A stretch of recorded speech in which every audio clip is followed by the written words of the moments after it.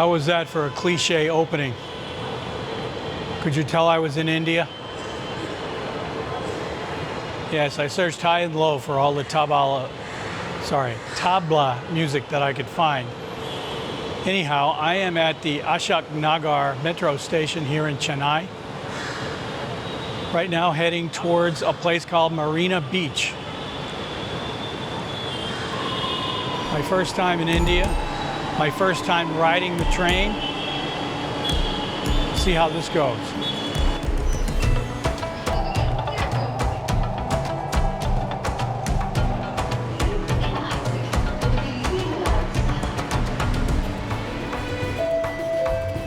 Most signage here is marked at the beginning and terminal stations of each line.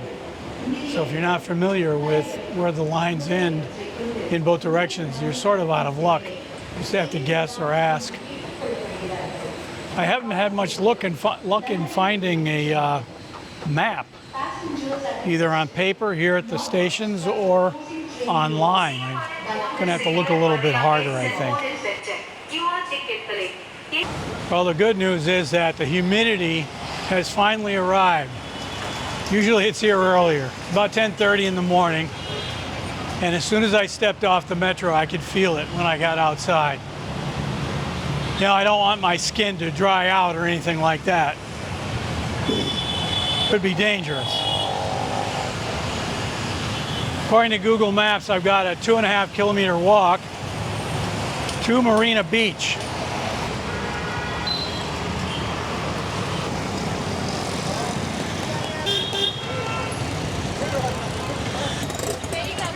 Well, I don't mind the heat. I don't mind the noise. But I do mind the traffic. There's hardly anywhere to walk.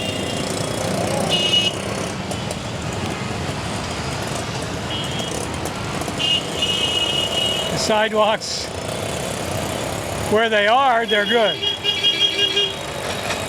But there's very few of them. Okay, I just talked to a police officer. We got to talking. He said coming to the beach is much better at night. Of course, I believe him. I'm not sure anybody actually swims in this water because I've read that the currents here are deadly. So I think swimming, as they say, is prohibited. So I'm going to call an audible and come back here at night. Maybe not tonight, but sometime at night. And I think I'll do it in a tuk-tuk.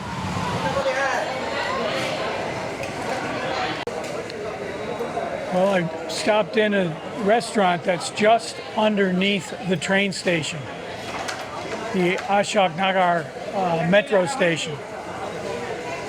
It's a vegetarian Indian restaurant. I'm not sure what I ordered, which is the same thing that happens every time I get Indian food. I like to eat it, very tasty, but I never know what it is that I get.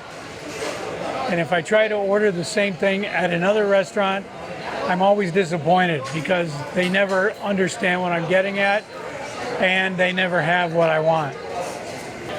I also had a small banking adventure this morning using my ATM card for the first time in India. Anything I do in India is the first time, I guess, since this is my first time here. But I'm happy to report that the ATM card worked flawlessly once again. So Cambodia, Sri Lanka, and India, First Mid-Illinois Bank is doing a wonderful job getting me my money. Keep up the good work. Thank you. Normally I wouldn't be having lunch at all because I would normally have my lunch at the hotel or my breakfast at the hotel, which normally is enough to last me the whole day. The hotel I'm staying at is really not big on breakfast. It's kind of disappointing.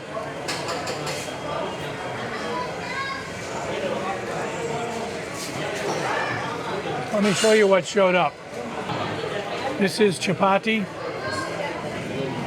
and I forget what this is called, but it came with the chapati. And this is mushroom masala. And these are both vegetarian meals.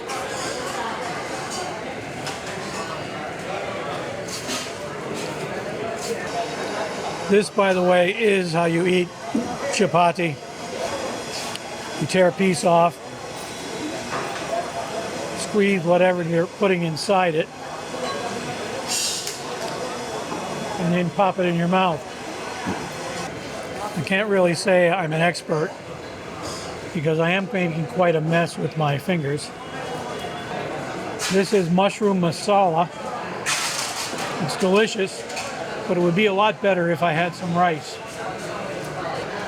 That was very good. I'm going to be back here, I'm sure, and maybe learn how to actually eat with my fingers better. It is an elegant way to eat. People around here do it all the time. I see people at the hotel doing it for breakfast. When I look around the restaurant here, I see people doing it. It's normal. It looks normal when they do it. When I do it, it probably looks like, you know, a little kid eating, making a mess. Well, like I said, normally I wouldn't be eating lunch at all. But I'm glad I did. I found a nice place to eat. And now I won't have to depend on the hotel to give me my daily calorie intake.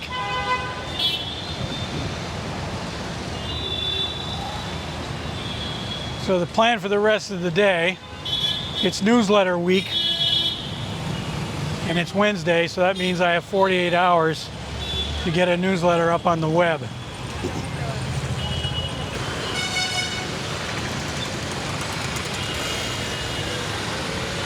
Lucky thing for me, this intersection does have a stoplight. Yesterday I didn't know that.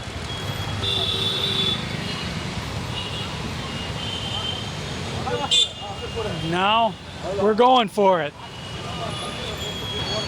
Yesterday when I went through that intersection, it was just a river of cars. There was no way I thought I was going to get across it. So I stood next to some guy and a lady that looked like they were going to go for it. So I waited for them to make a move, and then sort of, as a group, we went across together. But the traffic doesn't actually stop. It sort of slows down, and it will weave around you.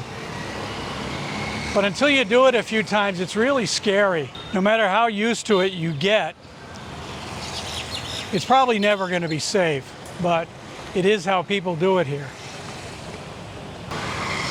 As I discovered in Colombo, the traffic looks and sounds a lot worse than it really is.